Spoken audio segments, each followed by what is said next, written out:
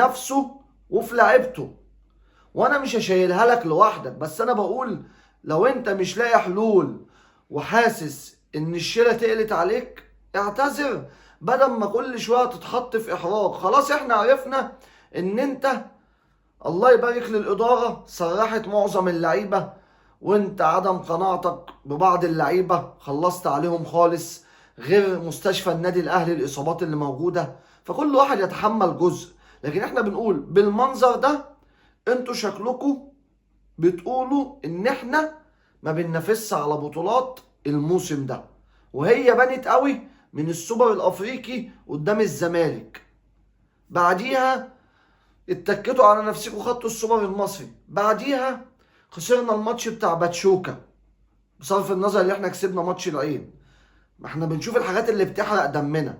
يعني انت خسرت سوبر افريقي وخسرت الماتش بتاع باتشوكا، ويعتبر بعديها وقبليها قعدت فتره ما بتقدمش كوره، خصوصا الماتش اللي خسرته بتاع اورلاندو بايرتس، والحمد لله اللي احنا صعدنا. طب انت النهارده بتفقد الصداره. طب انت النهارده بتلعب بلعيبه قد تكون هي اللي حكماك، بتلعب حسين الشحات مهاجم. الله اعلم انت كنت ماشي خطتك النهارده ازاي، بس من الواضح ان اللعيبه اللي في الاهلي معظمهم خلاص عايز احلال باللي احنا بنشوفه. طب انت النهارده بالمنظر ده هتلعب ماتش بيراميدز من غير اسامه ابو علي بعد ما الاشعه اكدت اصابته بشد في العضله، ومش هيلعب ماتش بيراميدز. طب انت فاركو النهارده لعب عليك ماتش حياته، ولولا الكرة خدمتنا في اكتر من كرة كانوا هيجيبوها جوان وكنا هنخسر سكور منهم.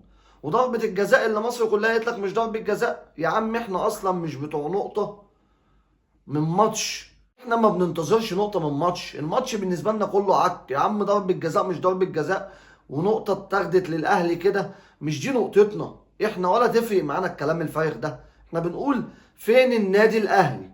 فين روح النادي الاهلي ولعيبة النادي الاهلي؟ فين اداء النادي الاهلي؟ احنا بالمنظر ده مع بيراميدز الماتش الجاي ممكن ياخدونا سكور، وساعتها بدل ما هم فارقين نقطة دلوقتي يبقى فارقين 4 نقط. وبالمنظر ده مش هتعرف تكمل في افريقيا.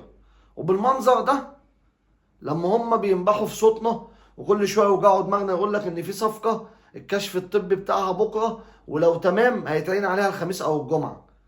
صفقه هتعمل ايه الصفقه دي؟ جايبين لنا مين لا مؤاخذه يعني؟